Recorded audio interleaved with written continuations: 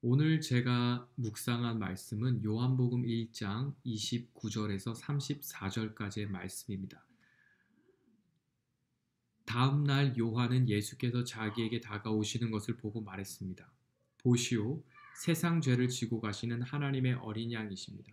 내가 전에 내 뒤에 오시는 분이 나보다 앞선 것은 그분이 나보다 먼저 계셨기 때문이다 라고 말했던 분이 바로 이분이십니다. 나도 이분을 알지 못했습니다. 그러나 내가 와서 물로 세례를 주는 까닭은 바로 이분을 이스라엘에게 알리기 위해서입니다. 그리고 요한은 또 이렇게 증언했습니다. 나는 성령이 하늘에서 비둘기같이 내려와 그분 위에 머무는 것을 보았습니다. 나도 이분이 그분인 줄 알지 못했습니다. 그러나 물로 세례를 주라고 나를 보내신 분이 어떤 사람에게 성령이 내려와 머무는 것을 내가 보게 되면 그가 바로 성령으로 세례를 줄 분임을 알라고 일러주셨습니다. 그런데 나는 그것을 보았습니다. 그래서 이분이 하나님의 아들이라고 증언하는 것입니다. 저는 성경을 묵상할 때 가장 먼저 하는 것이 하나님께 성령께서 제 마음과 눈을 열어달라고 기도를 간구하는 것이고요. 그리고 나서 제가 하는 것은 본문을 반복적으로 읽고 또 읽는 행위를 통해서 본문이 말하고자 하는 핵심 메시지가 무엇인지를 파악하고 그것을 한번 정리해 보는 것입니다. 본문이 말하고자 하는 바를 파악하는 것이 가장 중요한 것 가운데 하나입니다. 이를 위해서 해야 되는 것은 성경을 좀 천천히 반복적으로 읽는 것입니다.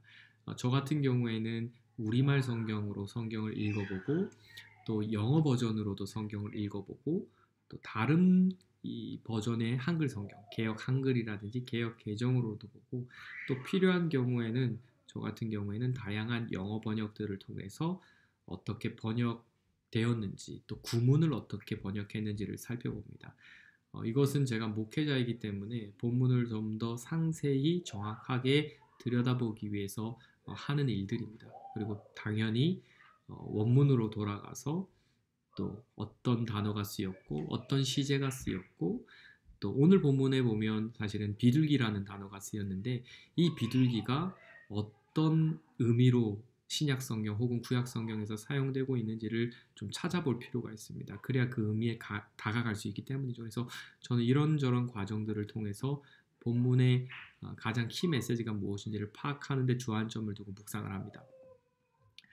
오늘 본문을 이렇게 여러 번 읽으면서 이제 제가 정리한 것들이 있는데요. 보시면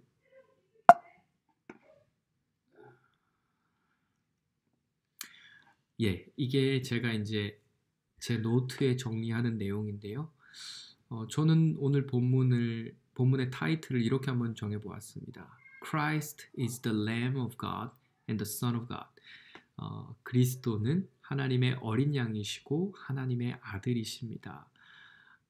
그래서 오늘 본문을 사실은 여러 번 읽으면서 제가 오늘 본문이 우리에게 주고자 하는 가장 기본적인 메시지가 무엇인가를 생각했을 때 제가 정리한 내용은 세례 요한이 지금 예수님이 어떠한 분이신지를 알지 못했지만 하나님의 계시대로 성령께서 예수님께 내리심을 보았고 따라서 예수가 하나님임을 증언한다.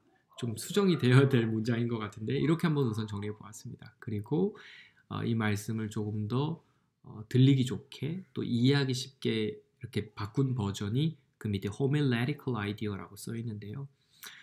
설교를 위해서 이 문장을 좀 이렇게 저는 바꿔보았습니다. 저는 항상 설교를 생각하고 또 이 말씀을 듣는 대상을 생각하기 때문에 그렇게 정리해 보았을 때 하나님은 우리가 예수 그리스도가 하나님의 어린 양이며 아들임을 알게 하신다. 이렇게 한번 정리해 보았습니다. 그러니까 오늘 본문을 거듭해서 읽는 과정을 통해서 제가 정리한 내용입니다. 세례 요한조차 그분이 어떠한 분인지를 잘 알지 못했지만 오늘 본문의 말씀대로라면 하나님께서 세례 요한에게 성령이 임재하는 성령이 내려와 머무는 그분이 성령으로 세례를 주실 분이다라는 말씀을 하시면서 이제 그분이 하나님의 아들이라는 것을 이제 알려주셨죠. 그리고 오늘 34절 말씀에 가보면 요한이 실제로 그런 고백을 합니다. 내가 보았고 그리고 내가 증언했습니다. 무엇을 증언했냐면 그가 하나님의 아들이라는 것을 증언했습니다. 그리고 하나님께 선택받은 자라는 것을 증언했습니다. 오늘 본문이 이제 이렇게 끝이 납니다. 그래서 오늘 본문의 메시지가 무엇이냐? 세례 요한의 입술을 통해서 우리가 발견하는 오늘 본문의 키 메시지는 예수님은 하나님의 어린 양이시고 예수님은 하나님의 아들이시다라는 것입니다. 이것은 요한복음 전체의 목적과도 잘 부합하는 내용이죠. 왜냐하면 요한복음 저기 후반부의 21장에 가보면 이 책의 저자가 요한복음을 기록한 그 목적이 그리스도가 하나님의 아들이심을 믿게 하기 위해서 쓰여졌다라고 기록하고 있습니다. 그런 관점에서 요한복음 1장에서부터 예수가 하나님의 아들이시고 예수가 하나님의 어린 양이라는 것을 보여줌을 통해서 하나님의 아들을 믿도록 한다라는 것을 우리가 정확하게 볼 수 있습니다. 저는 묵상을 하면서 이렇게 가장 먼저 본문이 전달하고자 하는 메시지를 좀 정리를 하고 순서가 조금 좀 특이해 보이지만 그리고 나서 이미 본문을 많이 관찰했지만 관찰한 내용을 다시 한번 정리하면서 또 관찰을 해봅니다. 제가 오늘 본문에서 관찰한 내용 가운데 좀 중요한 것들은 29절 A와 34절에 보시면 노란색으로 하이라이트 되어 있죠. 예수님에 관한 증언입니다. 보아라, 하나님의 어린 양이다. 그리고 34절에 보면 이 사람은 하나님의 선택받은 자이다. 그리고 다른 대부분의 영어 성경에는 The Son of God, 하나님의 아들입니다. 이렇게 이제 반복적으로 나오는 이 두 가지 내용이 전부 다 중요한 관찰 같고요. 또 성경을 이렇게 유심히 보면 우리가 금방 발견할 수 있는 게 31절과 33절의 이 내용이 완전히 동일한 문장으로 반복된다라는 거죠. 나도 그분을 알지 못했습니다. 33절에도 나도 그분을 알지 못했습니다. 흥미롭죠? 세례 요한도 예수님을 알지 못했습니다. 근데 어떤 의미를 가지고 있을까요? 생각해 보면 단순히 내가 예수님이 누군지 모릅니다라는 것이 아니죠. 예수님이 메시아라는 것을 그가 몰랐다라는 것이고 예수님이 하나님의 어린 양이었다라는 것을 몰랐다는 것이고 예수님이 하나님께서 선택하시고 예비하신 구원자라는 그 사실을 몰랐다라는 것을 보여주고 있습니다. 이것도 하나의 관찰이죠. 31절, 33절에 반복되고 있다라는 거. 제가 또 똑같은 색깔로 발견한 것은 32절에 요한이 이제 증언하고 있다라는 거. 34절에서도 요한이 자신이 목격한 것을 그대로 또 증언하고 있다라는 것.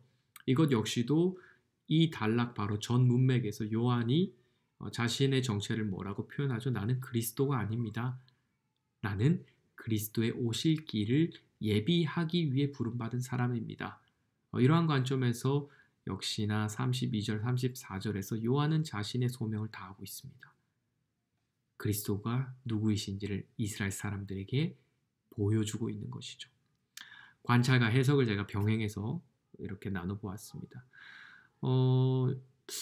29절 A에 보시면 또 어린 양이라는 이제 내용이 나와 있는데 그럼 어린 양이 도대체 누구냐라는 질문이 저는 자연스럽게 떠오르더라고요. 어린 양? 왜 하필 예수님을 어린 양, 그것도 하나님의 어린 양이라고 표현했을까?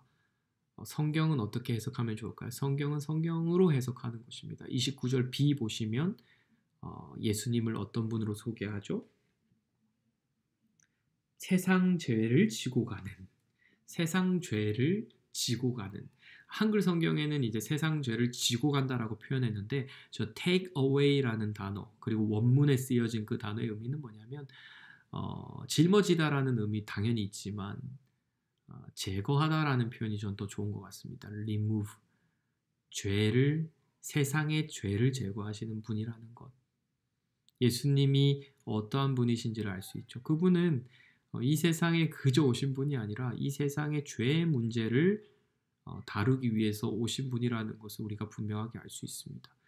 또 하나 관찰할 수 있는 것은 무엇이죠? 세상의 죄라는 것입니다. 제가 지금 성경을 굉장히 상세하게 들여다보고 있죠. 나의 죄, 우리의 죄라고 표현하지 않고 세상의 죄다. 요한복음에 되게 유명한 말씀이 있습니다. 하나님이 세상을 사랑했다. 그래서 독생자를 보내주셨다.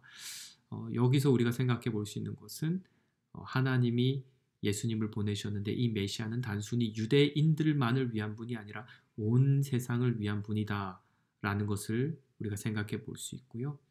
또 이 세상의 죄를 하나님께서 해결하기 위해 예수 그리스도를 보내주셨다라는 것 우리가 분명하게 알 수 있습니다. 저는 지금 특별한 성경 연구와 관련된 주석들을 보고 하는 얘기가 아니라 그냥 본문만 관찰해도 이 정도의 풍성한 내용을 우리가 생각해 볼 수 있습니다. 다른 참고 서적을 의지하지 않아도 본문을 우리가 읽고 생각해 보면서 이런 메시지를 끄집어낼 수 있다는 것이죠. 어린 양의 역할은 뭘까? 죄를 제거하는 분이시다. 그리고 저는 이렇게 한번 정리해 보았습니다. 하나님께서 예수 그리스도를 주신 이유가 뭘까? 세상의 죄의 문제를 해결하기 위해.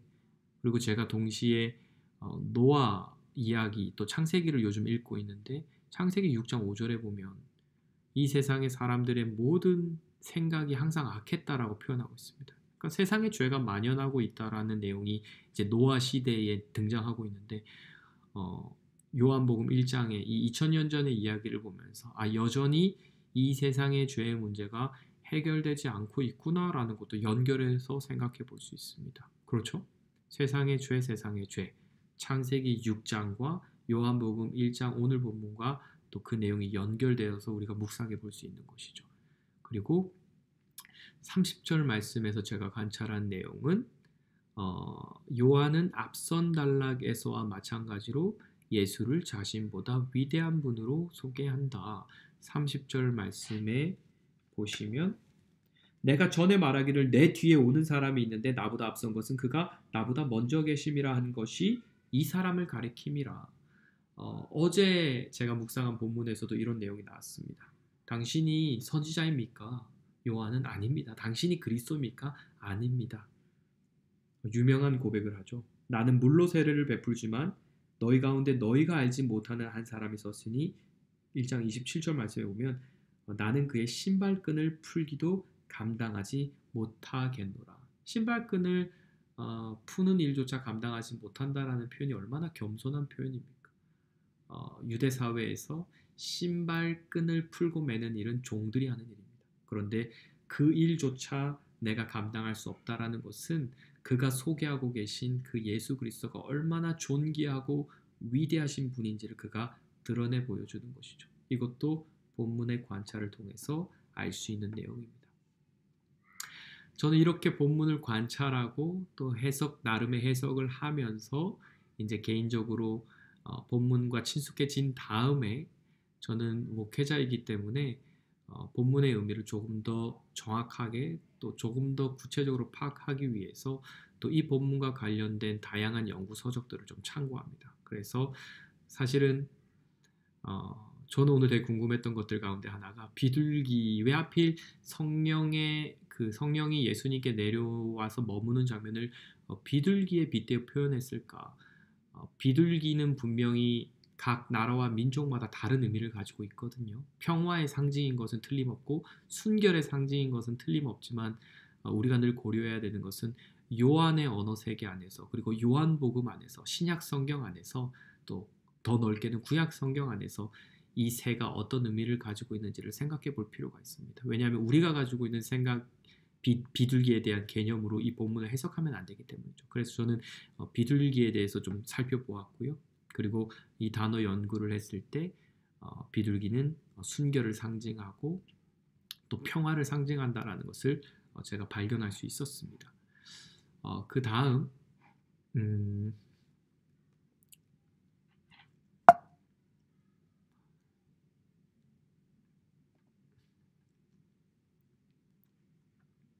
주석들을 통해서 제가 궁금한 내용들을 좀 살펴봅니다. 아까 제가 궁금했던 것 가운데 하나가 왜 하필 어린 양으로 이제 표현했을까 했을 때 제가 참고했던 주석에서 이제 좋은 설명을 이렇게 해주죠.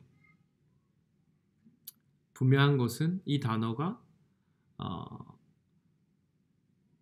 70인역, 그러니까 구약 성경을 헬라어로 번역한 성경에 이 똑같은 단어가 101회 등장하는데 82회가 전부 제의적 어린 양을 가리킨다. 다시 말해서 도살당하는 의미, 제단에 드려지는 그 양을 가리킬 때 이 단어가 쓰여졌다라는 거죠. 따라서 우리는 오늘 본문에 하나님의 어린 양으로 그리스도를 묘사했다라는 지점에서 우리가 알 수 있는 것은 그분은 이 땅에 제물이 되기 위해 오셨다라는 것입니다. 우리를 대신해서 제물이 되어 주시기 위해 이 땅에 오셨다라는 것. 네, 그런 의미를 이제 제가 좀 파악해 볼 수 있었고요. 또 이렇게 다양한 주석들을 통해서 조금 더 깊은 의미들을 또 참고하고 함께 고려해 봅니다. 그리고 성령이 예수님께 내리는 그 장면도 저에게 몇 가지 의문점을 주었습니다. 성령이 예수님께 왜 오셔야만 했을까라는 질문도 해보았고요. 또 성령이 예수님께 머문다라는 것도 한번 생각해 보았습니다. 성령이 머문다. 왜 성령이 예수님께 머무는 것일까? 그랬을 때 이제 제가 참고했던 주석들 가운데에는 이런 내용이 있었습니다. 구약의 인물들, 사사들, 선지자들 다윗에게도 이제 성령이 임했다. 그러나 조금 구분점은 그들에게는 성령이 일시적으로 머물렀지만 하나님의 아들에게는 성령이 한량없이 주어졌고 한량없이 머문다라는 것, 이런 차이점이 있다라는 것. 이것은 묵상에서 조금 더 나아가서 이 본문에서 떠오른 어떤 해석학적 질문들을 저는 던지고 한두 개 정도는 매일 좀 해결해 나가면서 성경 본문에 대한 연구를 이어가고 있습니다. 이것은 제가 목회자이기 때문에 또 말씀을 사랑하기 때문에 더 알고 싶어서 하는 개인의 노력들이고요. 마지막으로 또 이렇게 본문을 한번 정리해 보았습니다. 그래서 30절 말씀, 예수님은 요한보다 분명히 먼저 존재했다. 요한복음 1장 1절에 이것을 이미 증언했죠. 태초에 말씀이 계셨고 그 말씀이 하나님과 함께 계셨고 그리고 그 말씀이 육체가 되어서 이 세상에 오셨고 그래서 그 말씀이 예수 그리스도이다.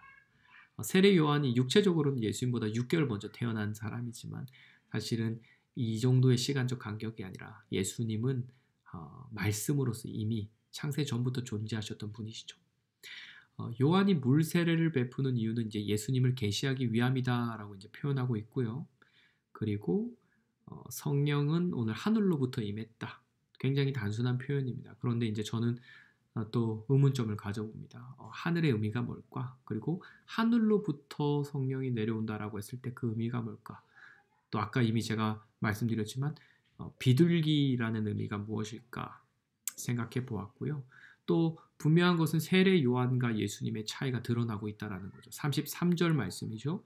예수님은 물이 아니라 성령으로 세례를 베푸신다. 그렇다면 이어지는 질문은 성령으로 세례를 베푸신다라는 의미가 무엇일까? 이제 이런 질문을 해볼 수 있는 것입니다. 저는 개인적으로 묵상이 굉장히 시간을 많이 들이고요. 그리고 이것이 저에게는 성경을 연구하는 시간이기 때문에 조금 더 많이 궁금한 것들을 더 많이 사실은 던지고 더 많이 해답을 찾으려고 노력합니다. 그리고 exegetical points에서 오늘 본문을 통해서 제가 발견하고 정리한 내용들을 다시 한번 정리해 봅니다. 그 내용은 오늘 1번 보시면 예수 그리스도가 없이는 세상의 죄를 해결할 방법이 없다. 참 기쁜 소식이죠. 그런데 하나님께서 우리에게 어린 양 예수 그리스도를 보내주셨다라는 것. 그리고 두 번째는 세례 요한은 하나님의 말씀이 예수에게 성취된 것을 목격한 사람이다. 그렇죠? 그리고 세 번째는 세례 요한을 통해서 발견하는 것은 그리스도의 목격자는 그리스도의 증인이 되어야 한다. 그리스도의 목격자는 그리스도의 증인이 되어야 한다. 아빠 약 먹어요. 알았어요? 그리고 네. 그리고 마지막 내가 먹여줄게. 지금 저희 아기가 와서 제가 잠깐만 약만 먹고 이어가겠습니다. 뭐하는데? 지금 묵상 가이드 하고 있습니다. 아빠 내 먹여준대 입에. 빨리 해주세요. 하나, 세조.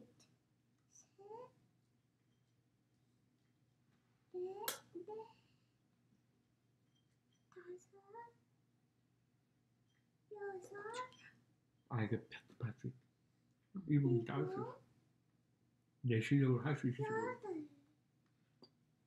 밑에 가서 나 저기 전등 가지고 오려고. 잘. 일단 내가 가져올게. 같이 갖다 줄래 좀 이따? 아빠가 갖다 주신다. 우리는 씻으러 갈까? 싫어. 왜? 그리고 네 번째는 그리스도와 하나님은 분리될 수 없다라는 것도 중요한 포인트로 발견했습니다. 왜냐하면 예수님은 하나님의 어린 양이시고 예수님은 하나님의 아들이시죠.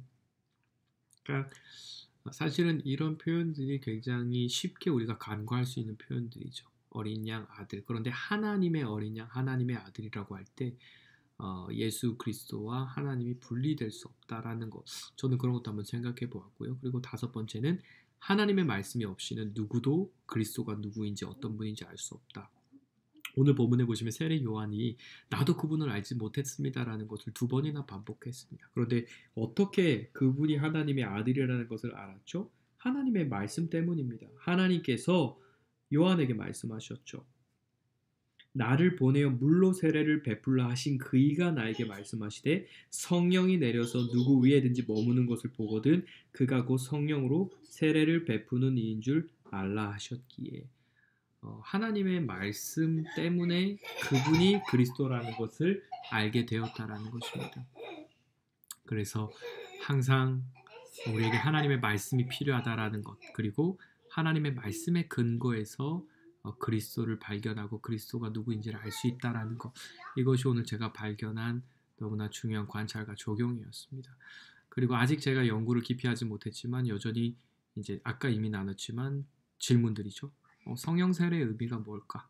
물 세례와 이제 다른 차원의 세례인데 이 의미가 뭘지를 좀 더 연구해 봐야 하겠고요. 또 두 번째는 하나님께서 예수님에게 성령을 부으신 이유가 무엇일까? 이것도 이제 저의 질문입니다.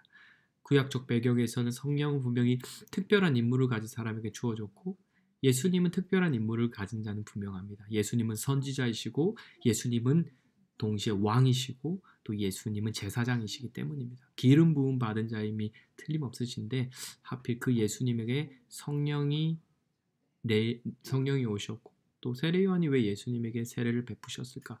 이것을 이제 조금 더 연구해 보고 싶어서 두 가지로 정리해 보았습니다.